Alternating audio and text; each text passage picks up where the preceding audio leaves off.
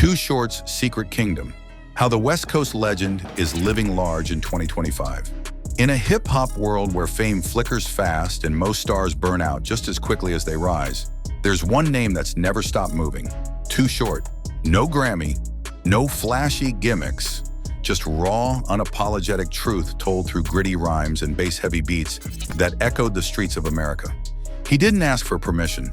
He built a legacy from the ground up, starting with cassette tapes, hand-sold on Oakland corners, all the way to national hits that made people gasp, then press rewind. He was banned for saying "bitch," then later had an entire street named in his honor. That's not just irony, it's legend. For 4 decades, he's been the rebel voice cutting through a noisy world. But here's the twist. Behind the bravado, who really is Too Short? Because behind that booming bass is a man you might not expect: a quiet husband, a first-time father at 53, a businessman stacking wealth on the low. And yet, he's never walked away from the mic. What is it that keeps him going? Why does he still rap? Let's go back to where it all started. Todd Shaw, later known to the world as Too Short, was born on April 28, 1966, in South Central Los Angeles. At the time, the neighborhood was a patchwork of blue-collar grit and gang tension. But Todd's household? It was different. His parents were both accountants, proud and disciplined, who believed in education more than punishment. No screaming, no belt-wielding, just firm, quiet guidance and high expectations. From a young age, Todd was sharp, inquisitive, especially drawn to sound. By 11, he was banging out rhythms on a drum set he taught himself to play, flipping through crates of 70s soul and funk records like sacred texts. No one had to push him. Music wasn't a hobby, it felt like it had always lived in his blood. Still, the streets outside were far from peaceful. South Central was buzzing with danger, and Todd had to learn early how to stay alert, blend in, and survive. Then came the curveball. In 1980, when Todd was 14, the Shaw family packed up and moved north to Oakland. For any teenager, leaving behind friends, a familiar school, and a hometown is rough. But Oakland wasn't just a new city, it was a new world. Forget LA's ganglines. Oakland was something else entirely. This was the playground of the players, slick-talking hustlers in feathered hats, rolling slow in candy-painted Cadillacs, with women who looked like they'd stepped off a movie set. It was bold, it was brash, and for Todd, it was magnetic. That move would shape everything. When Todd Shaw stepped onto the streets of Oakland, it didn't feel real, it felt cinematic, like he'd walked straight into a movie, and in many ways, he had. One film in particular grabbed hold of him. The Mac, a 1973 cult classic about a slick-talking pimp rising to street royalty right there in Oakland. It was fictional, sure, but it hit close to home. The energy, the swagger, the danger, it wasn't just Hollywood. It was his new reality. And bit by bit, it started shaping the way he thought, the way he spoke, even the way the beats thumped in his head. At Fremont High School, Todd wasn't just blending in. He stood out. He killed it on the drums in the school band and moved through the halls with a quiet confidence. They started calling him Short because, well, he wasn't the tallest, but the name fit like a hook that sticks in your head. Smooth, compact, lethal. Later inspired by a character from a gangster flick named Too Sleep, Todd added his own twist. Too Short. Not just a name, a statement. Short, but unforgettable. And this is where it all started. In Oakland, rap was just beginning to boom, drifting over the airwaves from New York. Grandmaster Flash, the Sugar Hill Gang, their voices crackled through his old-school boombox like electricity. But Todd wasn't interested in mimicking anyone. He didn't want to copy the Bronx, he wanted to speak for the Bay. He wanted to tell Oakland's story, the story of players in Cadillacs, shady street corners, and survival by any means. So he picked up the mic. At just 15 years old, Too Short pressed pause on school and pressed record instead.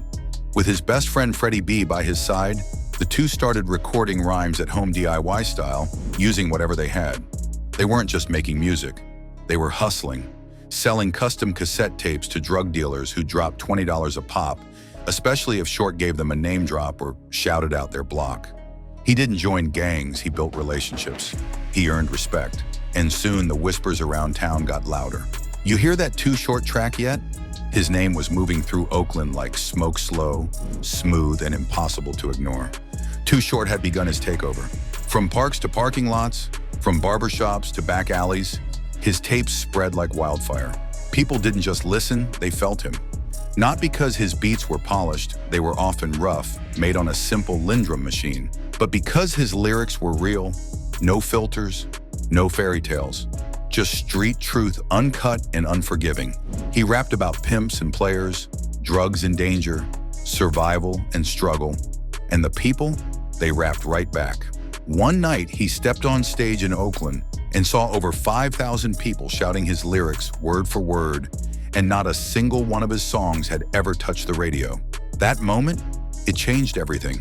Somewhere in that crowd stood the younger brother of Dean Hodges, the man behind 75 Girls Records. Not long after, Too Short was in a real studio, cutting records like Don't Stop Rappin', Players and Raw, Uncut and X-Rated between 1985 and 1987. The pay wasn't huge, but the lessons were priceless. He learned how to produce, distribute, and most importantly, how to own his sound. When his contract ran out in '87, Too Short didn't hesitate. He and Freddie B launched their own label, Dangerous Music.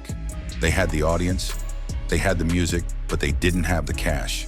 Then came Ted Bohannon, a big name on the Oakland streets with deep pockets and a sharp eye. He saw what Too Short was building, and he believed in it.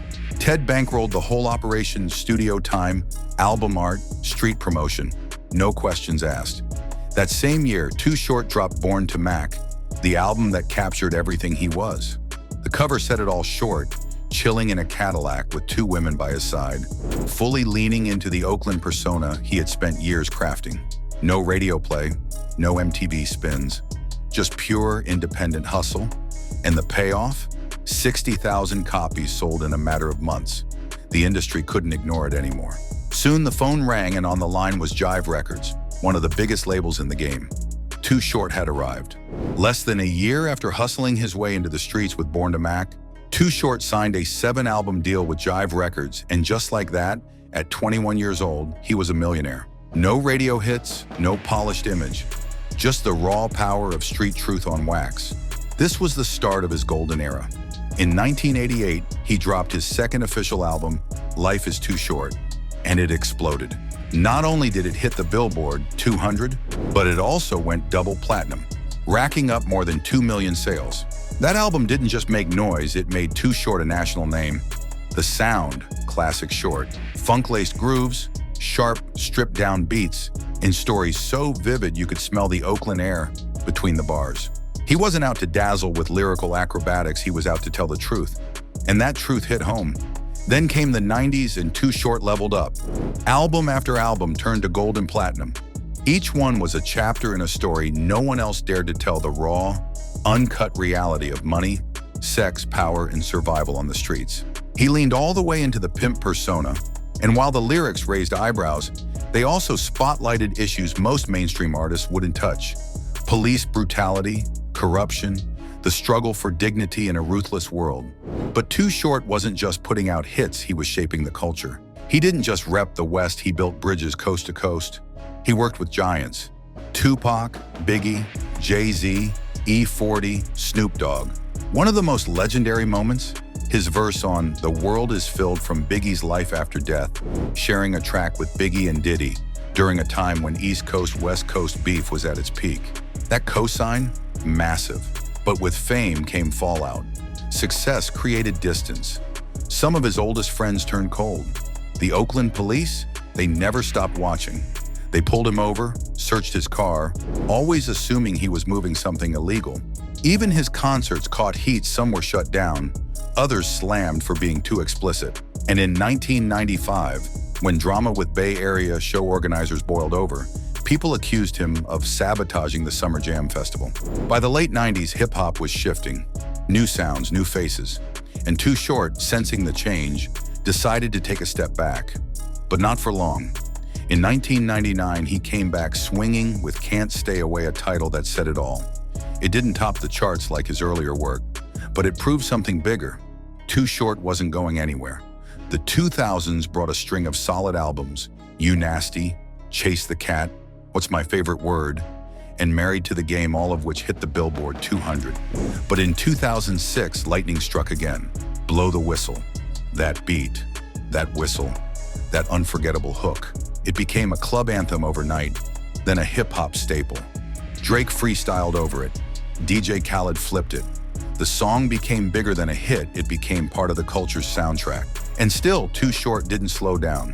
He leaned into film and storytelling, appearing in Menace II Society, Jay-Z's Big Pimpin' video, and VH1 documentaries like Planet Rock. He released raw, behind-the-scenes DVDs, Too Short Uncensored and Titty City, where he laid out the truth about his life, the rap game, and everything in between.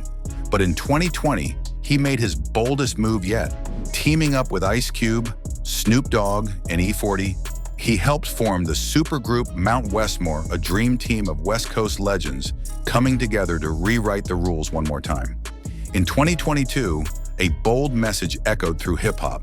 The legends are still here, and they're still going strong. That message came in the form of the album Snoop Cube 40 Short, a heavy-hitting collaboration between four West Coast icons, Snoop Dogg, Ice Cube, E40, and Too Short. It wasn't just music, it was a statement. A reminder that experience doesn't age out in hip-hop, it evolves. That same year, the city of Oakland paid tribute to one of its own, in a way few rappers ever see. They renamed a street Too Short Way and officially declared December 10th, Too Short Day. Think about that, once a teen hustling tapes on street corners, now immortalized on street signs. That's legacy.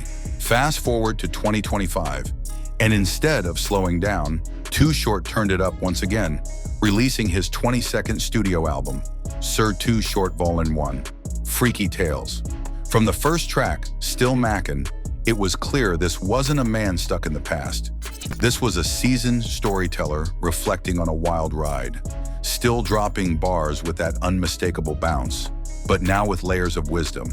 The funk was still alive, the swagger still sharp, but there was depth, reflection. He wasn't pretending to be 21, he was owning 50-something and making it sound cooler than ever.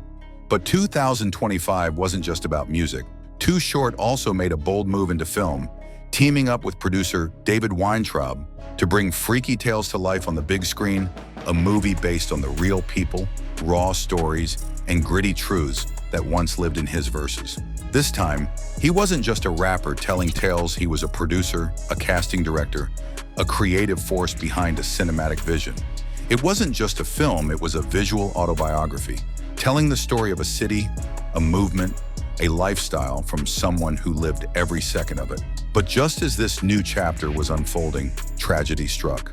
On January 29th, 2025, Too Short's older brother, Wayne Shaw, was killed during a robbery at his legal cannabis business in Oakland. Police said Wayne died trying to protect what he had built. For Too Short, it was more than a loss. It was heartbreak from the very city that helped raise him. Oakland had given him everything, and now it had taken something he could never replace. Too Short didn't hide his pain. He went online and posted a raw, emotional video, eyes swollen, voice breaking. "I've rapped about life and death all my life, but now it's not just lyrics anymore."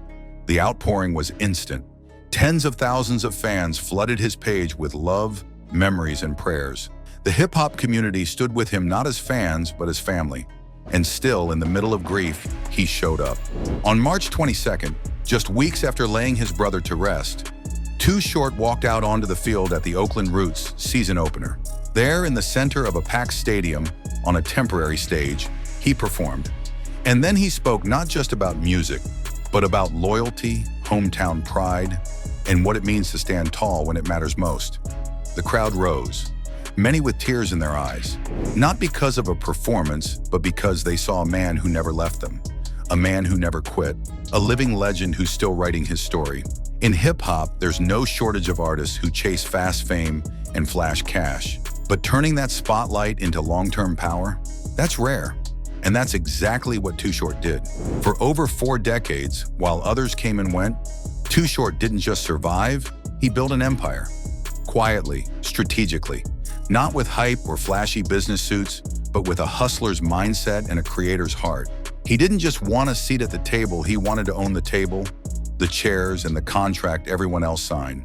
Too Short wasn't just a rapper. He was a businessman with street smarts, a visionary who understood how to package, price, and distribute his art from cassette tapes in the trunk of his car to digital downloads and streaming platforms around the world. And most importantly, he never gave up control. Even when he signed with Jive Records in the late 80s, he didn't hand over his creative freedom. And when he walked away from Jive in 2008, he just kept pushing independently. From the days of boom boxes to the era of Spotify, Apple Music, and YouTube, Too Short has kept one step ahead, never losing his sound or his edge. A major part of his wealth? Royalties. He's got publishing rights on hundreds of tracks his own, plus samples and features from major names who borrow from his beats, bars, and voice. Remember Blow the Whistle? That 2006 club banger Just Won't Die. Jay-Z sampled it in a Nas diss, then Drake flipped it again in 2018. And every time someone samples that track, Too Short's name gets a shout and his account gets a check. But music was just the beginning. Too Short has quietly been building behind the scenes in film too, not chasing stardom, but bringing his stories to the screen. He's shown up in cult classics like Menace II Society and Get In Where You Fit In. But his biggest cinematic moment is about to hit, Freaky Tales, a film he co-produced, scheduled to drop in late 2025. This one's personal, a gritty, semi-autobiographical movie that brings his lyrics to life, turning beats into visuals and verses into vivid scenes. And when you thought he might be done branching out, think again. Too Short has also stepped into tech, holding equity in several Bay Area startups, including a company that uses data analytics to help artists drop smarter, not harder. Why? Because he sees where the future's headed, and he's not waiting for a label to tell him what's hot. He's made serious plays in real estate too. And when California's cannabis laws changed, he was ready. Too Short invested early, jumping into legal cannabis ventures at just the right time. He didn't just rap about the lifestyle, he turned it into legal profit. And while the world changed post-2020, Too Short was already riding the wave, with hip-hop legends making a live comeback, throwback tours featuring Snoop Dogg, Ice Cube, E40, and himself became sellout events. From stadiums to festivals, people lined up to hear the voices that shaped an era. And Too Short? He was right there, proving that relevance isn't about age, it's about impact. In the years following the pandemic, as live music made its thunderous return, one thing became clear. Too Short wasn't done yet. At 58 years old, he was still rocking massive stages like he was 28, commanding crowds with the same swagger and stamina that made him a legend. Time hadn't slowed him down, it just sharpened his presence. By 2025, Too Short's estimated net worth sits around $5 million, according to outlets like Celebrity Net Worth, Hip Hop Deegs, and TMZ. Now, in the rap world, that may not put him in the same financial bracket as Jay-Z or Diddy, but what makes his wealth remarkable is how solid it is. No flashy crypto collapses, no risky startups, just decades of steady income from music royalties, live shows, film work, and savvy business moves. And unlike many of his peers, Too Short isn't known for blowing cash on Bugattis, diamond-encrusted chains, or private islands. Instead, he keeps things low-key. He puts his money into real estate and community-driven projects, building something that lasts longer than the latest trend. But here's a part of the Too Short story most fans never see: the man behind the mic, the one who values peace just as much as he values beats. When people think of Too Short, they imagine the guy with the pimp persona, Cadillacs, girls, and gritty rhymes. But behind the image is a man who's always sought balance. And nothing reflects that better than the homes he's chosen over the years, each one telling a different chapter in his evolution. After a long run in Oakland, where his career first exploded, Too Short made a major move in the early 2000s to Atlanta, Georgia. Back then, ATL was rising fast as the cultural and musical heartbeat of the South. For Too Short, it was the perfect place to start fresh, far from California's chaos, and to step into a new phase of his life with more focus and calm. Inside, it was the perfect blend of modern style and homey comfort. A grand living room with vaulted ceilings, an open-concept kitchen with granite countertops, and a full-on entertainment zone for hosting his industry circle or just vibing out solo. But the real charm was out back, a green, tree-shaded lawn where Too Short could unplug and recharge far from the noise of the city. He built the home for around $450,000, A smart investment at the height of his career. He lived there for more than a decade longer than most artists stay in one place. But in 2011, he sold the property for $435,000. Not because he had to, but because it was time to move on to the next chapter. Even though he sold his Atlanta home for a bit less than it cost to build, Too Short never saw it as a loss. To him, it wasn't about profit, it was about closing one chapter to begin another. And that next chapter took him right back to where it all started, Oakland, California. Not long after his return, he found a new place tucked away in the peaceful hills of Oakland, 95 Kimberlin Heights Drive. Now, if you were expecting some over-the-top celebrity mansion, think again. This wasn't about flash. From the outside, the house looked simply, but on the inside, fully loaded with everything a legend needs to live, work, and chill. With 4 bedrooms and 3 bathrooms, it felt more like a cozy family home than a flashy rapper's playground. The kitchen was sleek and stylish, with polished white stone counters and top-of-the-line appliances, perfect for a home-cooked meal, a chill hangout with friends, or just sipping wine alone on a quiet afternoon. One of the standout features was a dedicated workspace, where Too Short could write bars, mix tracks, or hop on a Zoom call. It was his creative corner, a reminder that he's not just in the game, he's adapted to it.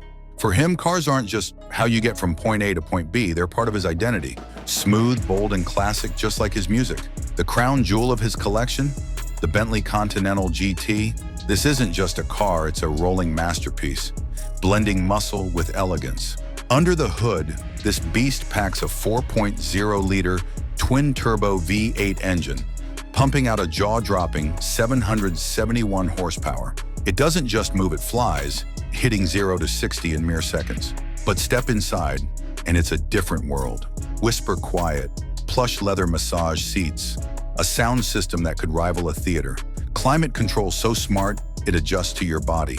It's more than a car, it's his mobile sanctuary, his rolling studio, his escape when he needs it most. Whether he's cruising through Oakland or heading out to a show, Too Short rides in style but on his own terms.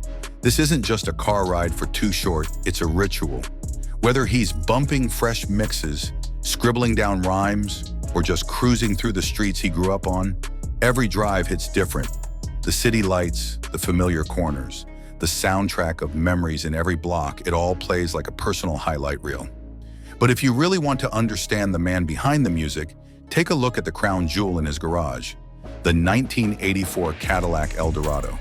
This isn't just a car, it's a rolling time capsule, a nod to a golden era in American culture when style was loud, confidence was king, and the streets were run by players with swagger you couldn't fake. This vintage beauty isn't just a name drop in his lyrics, it's a symbol of identity. Picture this. Autumn maple fire mist paint a deep metallic copper that gleams in the sun, topped with a crisp white soft roof and paired with a plush white leather interior. The whole setup screams elegance with an edge. It doesn't need to race to get noticed. Just one slow roll down the block and heads turn it demands attention without ever asking for it. Under the hood, it sports a 4.1-liter V8. Sure, it's not built to break speed records, but when that engine growls, you feel it. It's the sound of an era when hip-hop was still gritty, raw, and unfiltered. Back when it was more truth than trend, more survival than stardom. Step inside and you're looking at what used to be the future of luxury. A digital dashboard, automatic climate control, smooth everything. It's retro, but not outdated. It's a statement. Some things age, others become legendary. Now put that side by side with his modern-day Bentley GT, and you'll start to get the full picture. One foot in the future, the other firmly planted in the past. Too Short's not out here chasing flashy foreign just to keep up. He's curating a lifestyle, not collecting trophies. As he says in interviews with a knowing grin, I buy cars because I understand them. Just like when I write a verse, I only talk about what I've lived. Behind the slick lines and tough rhymes, there's always been a different side to Too Short. For years, he wore the ladies' man badge with pride, and he never pretended to be anything else. But if you look closer, it's clear. There's more depth under the hood than most ever realize. Back in 2015, when a reporter asked Too Short how many women he'd been with, he just laughed and said, I lost count a long time ago. It wasn't ego, it was just too short being too short. Songs like Freaky Tales and Blowjob Betty weren't fantasies. They were autobiographical. For him, those explicit lyrics weren't bragging rights. They were journal entries, raw, unfiltered, and real. Even if they made some people uncomfortable, he wasn't trying to please everyone. He was just telling it like it was. But even wild lives eventually slow down. In the early 2000s, Too Short quietly married Erica Escorcega. Unlike his music, that relationship stayed mostly behind the scenes. No flashy posts, no oversharing, no headlines, just real life. For years, they managed to find balance. He kept touring, kept performing with that same bold, unfiltered energy on stage, while keeping his personal life sacred. But by 2018, whispers of a split started making the rounds. Tabloids claimed they were living apart. In 2019, he was spotted at a public event with another woman enough to send the rumor mill into overdrive. No one ever confirmed a divorce, but the silence said plenty.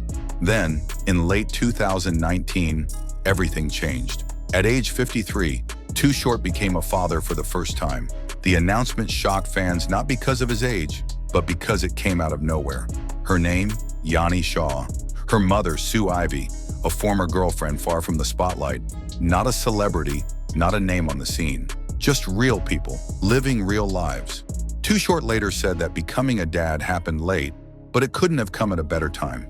If I'd had a kid at 30, he admitted, I probably would have been a terrible dad. Now I can teach her things I actually lived through. He got involved in Youth Uprising, a nonprofit in Oakland focused on helping underserved youth through creativity and mentorship. Too Short started showing up not as a rapper, but as a guide, teaching kids how to use music to express themselves, to build something beyond the block. At the same time, he found a new voice on paper. He became a regular contributor to XXL magazine, where he broke down the game from an insider's perspective. His essays like Being Independent Doesn't Mean Being Alone and Why Legacy Matters More Than Followers hit different. They weren't just advice, they were roadmaps for young artists trying to make it without losing themselves. But life still knows how to hit hard. In early 2025, tragedy struck when his older brother, Wayne Shaw, was fatally shot during a robbery at the family's legal cannabis business in Oakland. Wayne wasn't just his brother, he was his business partner, co-founder of the legal dispensary, and one of the few people Too Short trusted completely. Too Short broke down in a video he shared with fans.